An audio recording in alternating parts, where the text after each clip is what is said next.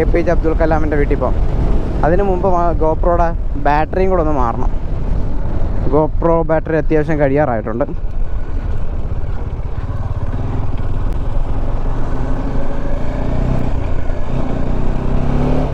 Abdul Kalam house എന്ന് പറഞ്ഞ് ലെഫ്റ്റിലോട്ടൊരു വഴിയുണ്ടെന്നാണ് പറഞ്ഞേക്കുന്നത്. നമുക്ക് ആ ലെഫ്റ്റിലോട്ടുള്ള വഴിയൊന്ന് പോയി നോക്കാം. നേരെ പോയി ലെഫ്റ്റിലോട്ടെന്നാണ് കാണിച്ചേക്കുന്നത്. അവിടുന്ന് ലെഫ്റ്റ് അല്ല. അപ്പോൾ ഇവിടെ അടുത്താണ് APJ അബ്ദുൽ കലാം സാറിൻ്റെ വീടുള്ളത്. നമുക്കത് വീട് കാണാം. വീട് കണ്ടുപിടിച്ച സ്കൂൾ കണ്ടുപിടിക്കാനും എളുപ്പമാണ്. നോക്കാം ഏത് ഭാഗത്താണ് ഒന്ന് പോയത്. നടക്കാൻ വേദന അപ്പൂപ്പനെ ഞാൻ ഇതിനകത്ത് കയറ്റിക്കൊണ്ട് പോകാനാണ്. അങ്ങേരെ ഇതിനകത്ത് കയറാൻ പറ്റുമോ? അയാൾക്ക് എന്ത് ചെയ്യാൻ പറ്റും? ദർഗ 1/2 കിലോമീറ്റർ. അവിടെ ഇവിടെ വലിയ ബോർഡാണ് വെച്ചേക്കാം. ഹൗസ് കണ്ട വലത്തോട്ടാണ്. ഹൗസ് വലത്തോട്ട്. ദർഗ എന്തോ സാധനം? ദർഗ എന്ന് പറയുന്നത് എന്തോന്ന് എനിക്ക് അറിയാൻ വയ്യ കേട്ടോ. ദർഗ എന്ന് പറയുന്ന ഒരു ബോർഡ് വെച്ചിട്ട് അത് ഇവിടുന്ന് വലത്തോട്ട് 1/2 കിലോമീറ്റർ ആണെന്നും, ഹൗസ് അല്ല ദർഗ ഇടത്തോട്ട് 1/2 കിലോമീറ്റർ ആണ്, ഹൗസ് വലത്തോട്ട് 1/2 കിലോമീറ്റർ ആണെന്നുമാണ് പറഞ്ഞേക്കുന്നത് ഈ ബോർഡ്.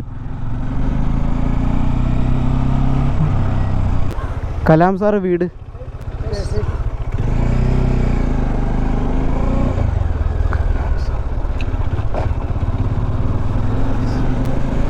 സ്ട്രെയിറ്റ് ആണെന്നാണ് പറയുന്നത്.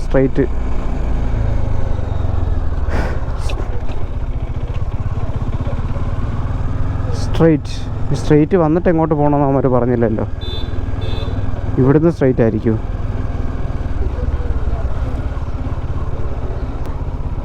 ഇവിടുന്നും സ്ട്രെയിറ്റ് ആവാനാണ്. അതുകൊണ്ട് അതാണ് വീട് കിട്ടി.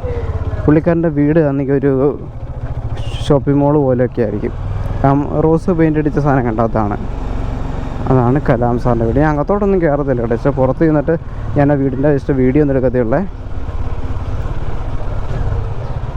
അബ്ദുൽ കലാം സാറിൻ്റെ വീട്ടിലെത്തിയിരിക്കുന്നു. വണ്ടി ഇവിടെ കാണാൻ പാർക്ക് ചെയ്തിട്ടേ ഞാൻ ഒരു വീഡിയോ എടുത്തുതരാം.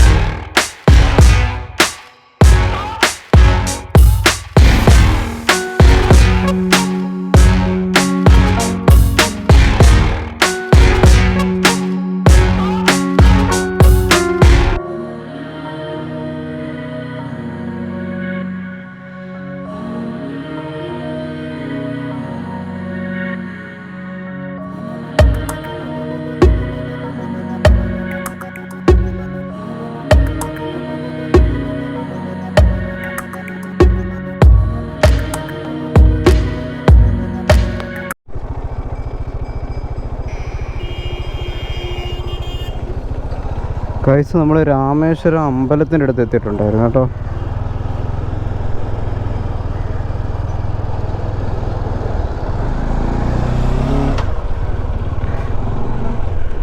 ഓക്കെ, യാദൃശ്ചികമായിട്ട് എത്തിയതാണ്. കുറച്ച് നേരമായിട്ട് ഞാൻ അബ്ദുൽ കലാം സ്കൂൾ തപ്പിക്കൊണ്ട് നടക്കുകയാണ്. ആ വീടിന് തൊട്ടടുത്ത് തന്നെയാണ്. പക്ഷേ ഏത് വഴി കയറി പോകണമെന്നുള്ളത് ഞാൻ കറങ്ങിക്കൊണ്ടിരിക്കുക. ഓരോരുത്തർ അങ്ങോട്ടും ഇങ്ങോട്ടും എല്ലാം വഴി പറഞ്ഞു തരുന്നുണ്ട്. ആ ഫ്രണ്ടിൽ കാണുന്നുണ്ട്, റൈറ്റ് സൈഡിൽ കാണുന്നുണ്ട്. അതാണ് രാമേശ്വരം ക്ഷേത്രം എന്ന് പറയുന്നത്. നമ്മൾ അമ്പലത്തിലോട്ട് കയറുന്നില്ല. ഇവിടം വരെ വന്നിട്ട് രാമേശ്വരത്ത് വന്നിട്ട് രാമേശ്വര ക്ഷേത്രം കണ്ടില്ലെങ്കിൽ അത് മോശമല്ലേ. അവർ ദൂരെ നിന്ന് ഈ ഒരു ഗോപുരം കണ്ടുകൊണ്ട് ഇങ്ങോട്ട് വണ്ടി എടുത്തുകൊണ്ട് വന്നതാണ് കേട്ടോ.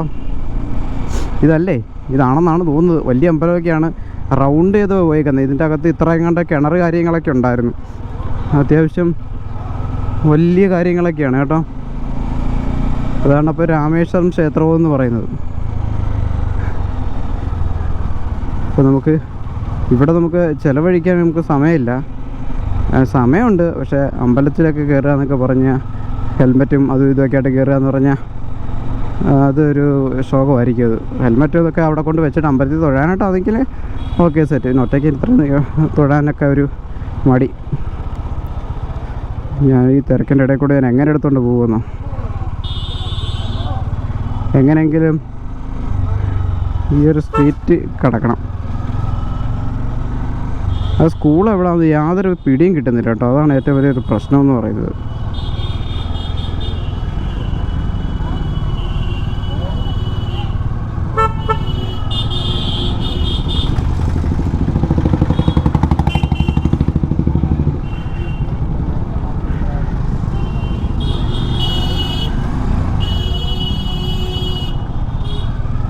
ഓ എൻ്റെ പൊന്നെ, എന്നെ സമ്മതിക്കണം.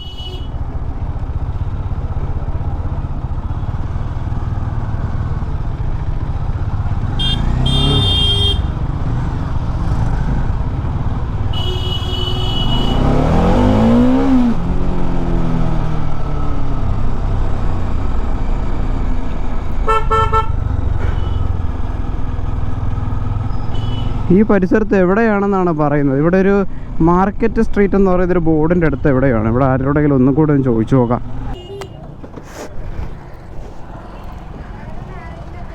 ചേട്ടാ, ഈ അബ്ദുൽ കലാം സ്കൂൾ എവിടെ? സ്കൂൾ അബ്ദുൽ കലാമിൻ്റെ സ്കൂള്. ആ സ്കൂള് ആ റൈറ്റ്. ഓക്കെ, ഈ റോഡല്ല, അടുത്ത റോഡാണ്. റൈറ്റ് തിരിഞ്ഞ് എൻ്റെ ആ പക്കത്തിൽ തന്നെയുള്ള റൈറ്റ് ആണെന്നാണ് പറയുന്നത്.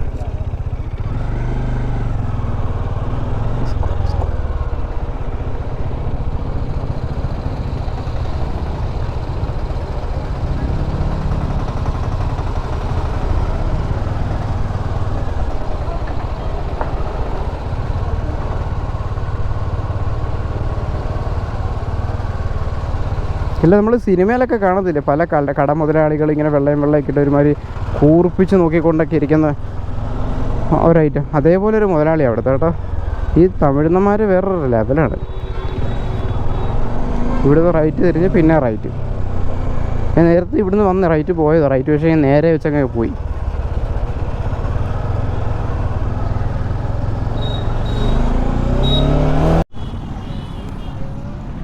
എൻ്റെ പൊന്നെ, ഒരു വിധത്തിൽ ഞാൻ കണ്ടുപിടിച്ചു. ഇതാണ് PH അബ്ദുൽ കലാം സാറിൻ്റെ സ്കൂളെന്ന് പറയുന്നത്. ആണ്ടേ, ഇതാണ് ആ സ്കൂള്. പുള്ളിക്കാരൻ അന്ന് പഠിച്ചിരുന്ന സ്കൂള് താണ്ടേ.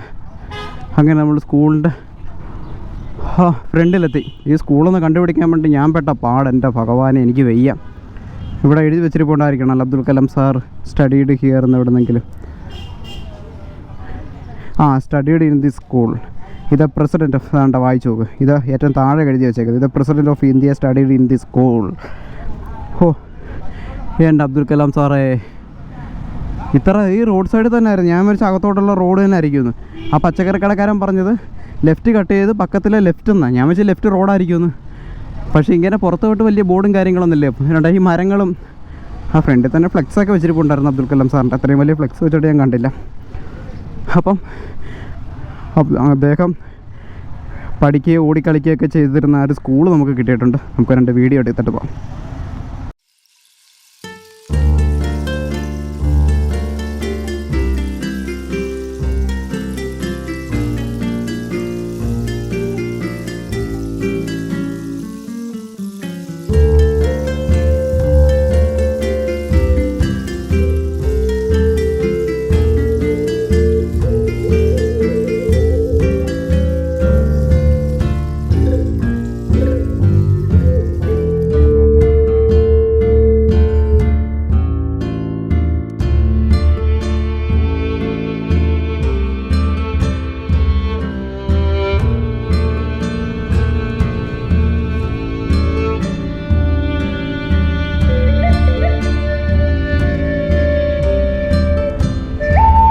എത്തി. ഇപ്പോൾ സമയം 11:22, 11:30. രാവിലെ 5 മണിക്ക് ഇറങ്ങിപ്പോയതാണ്. 11:30 ആയപ്പോഴത്തേക്ക് സ്ഥലങ്ങളെല്ലാം കണ്ട്. ഇനിയിപ്പോൾ ഉച്ച കഴിഞ്ഞിട്ട് ഇനി ഫുൾ ഉറക്കമായി. ഇനിയിപ്പം നമുക്ക് പാമ്പം പാലം നമുക്ക് പോകുന്ന വഴി കാണാം. പാമ്പം പാലം പോകുന്ന വഴി കണ്ടിട്ട് നമുക്ക് വൈൻഡപ്പ് പറയാം. ഓക്കെ ഗായ്സ്, നല്ലപോലെ തളർന്നു, നല്ല വെയിൽ കിടക്കാം, ഭയങ്കര ചൂട്.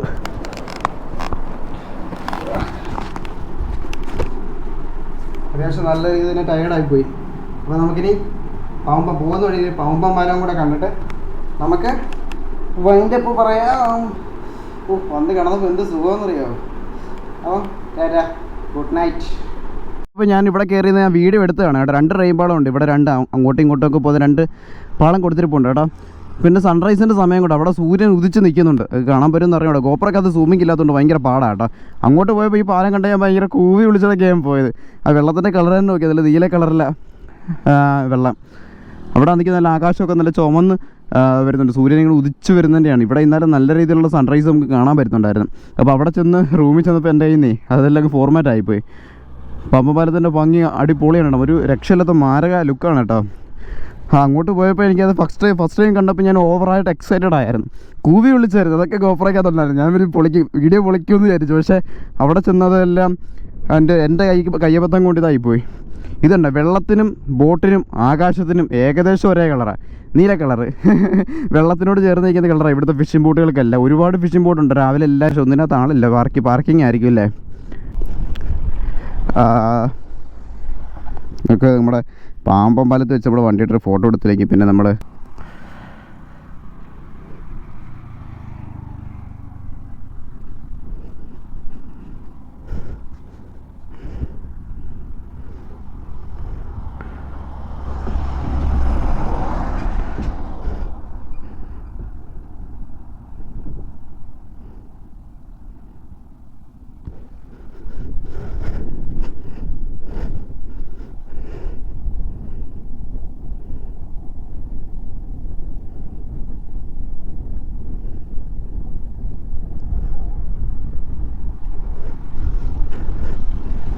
നമുക്ക് വണ്ടികളൊക്കെ ഒരുപാട് വരുന്നു. തിരക്ക് കൂടുന്നതിന് മുമ്പ് നമുക്ക് നമ്മുടെ വണ്ടി മാറ്റി കൊടുക്കണം.